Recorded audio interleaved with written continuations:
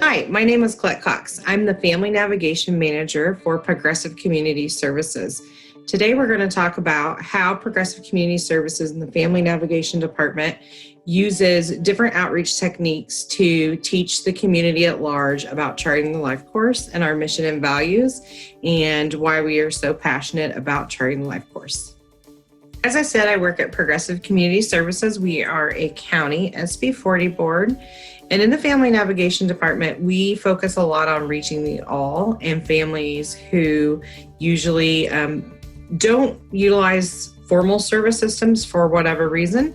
And so because of that, in that spirit, we started looking at different outreach opportunities to reach the all and to also help our community better understand the families and the people that we're supporting. Our agency vision is an inclusive community where all people have value. Our mission, one of our missions, is to build relationships to inspire positive social change and empower people and challenge the status quo. And then one of our values is embracing innovation. We decided to wrap all that together and create a few different programs. Last year, we focused on many different outreach opportunities and developing some partnerships. One was the Little Life course, where our family navigators worked with a partnership with the UCP preschool, and we taught Charting the Life course to the preschool classes through different fun activities. And then we also sent home information about Charting the Life course to their family members with an explanation of the day.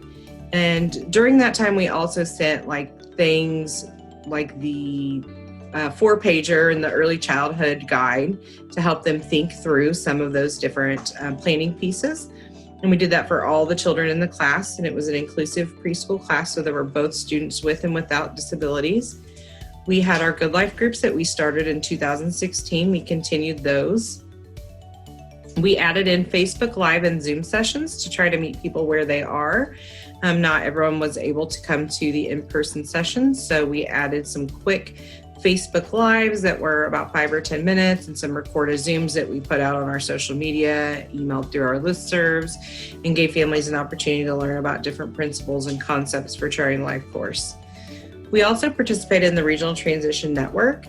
During that day, we hosted 3 different sessions for high schoolers about Charting the Life course, where they planned their vision.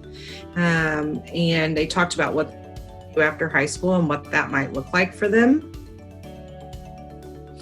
We also did other community outreach events like vendor fairs and different things like that, and shared about Charting the Life course and where that's coming from. Professional development days for teachers. So we were able to connect with our local school district, and we set up vendor booths during the professional development days. And we did things like we focused a lot on the trajectory. So tell us what your vision of a good day is. And they wrote on whiteboards, and we kind of used that as a conversation starter to talk about Charting the Life course, the different tools, how they could use them during their IEP meetings and in their classroom. And then also just to hit home that everyone has a different vision of a good life. What one person might think sounds like a great day might not be a great day to another. And so we just use that as a conversation starter to talk about Charting the Life course with them. Then we also started a podcast. And that's what I'm going to focus this on a little bit more today, is the podcast. So during our podcast, we decided that we wanted a way to reach everyone in our community, and we wanted to meet them where they were, and we wanted to for them to understand both Charting the Life course and our agency values.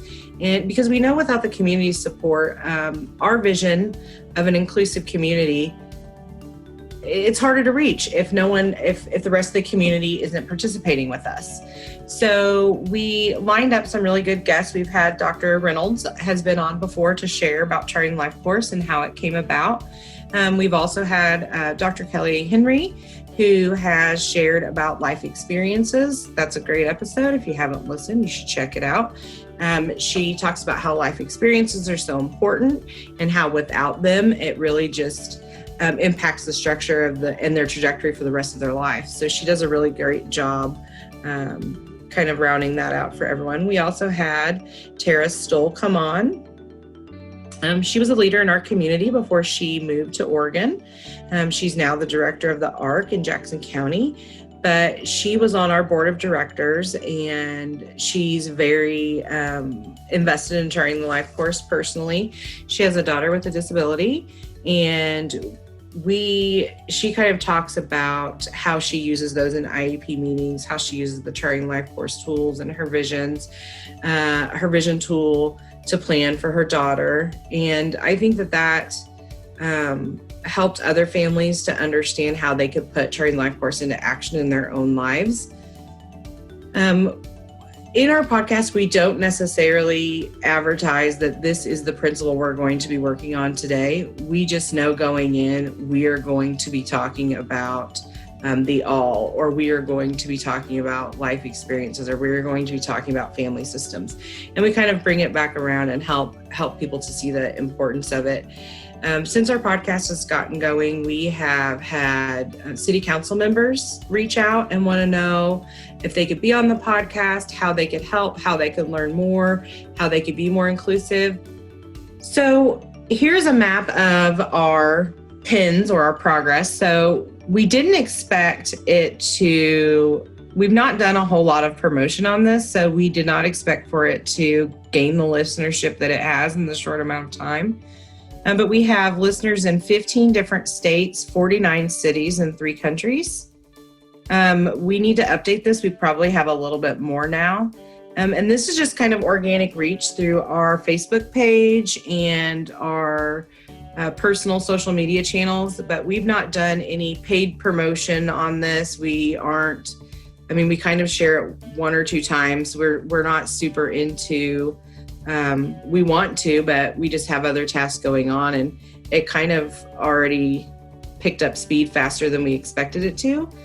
So we hope that it continues to grow over the next year, and that more people will find it, and more people will listen and share it amongst their communities. It's been really great for our agency to build partnerships with the guest and to strengthen existing partnerships that we had within the community. And it's been really great to share with people who are interested in learning more about developmental disabilities and the family perspectives and kind of what they can do.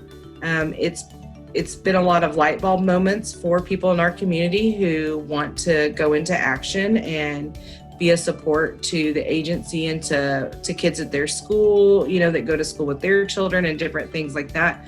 So it's meeting a lot of the goals that we had in mind. I hope you get a chance to check out my podcast, and please leave a comment below on the Flipgrid and interact. I would love to hear what you're doing in your area to increase community engagement and how you're using Charting the Life course with the community at large. I love to connect with other people, and I love to get ideas and brainstorm together. So please let me know what you're doing and let me know what you think of the podcast idea. I would love to connect with you and brainstorm more ideas about injecting Charting Life course into our communities.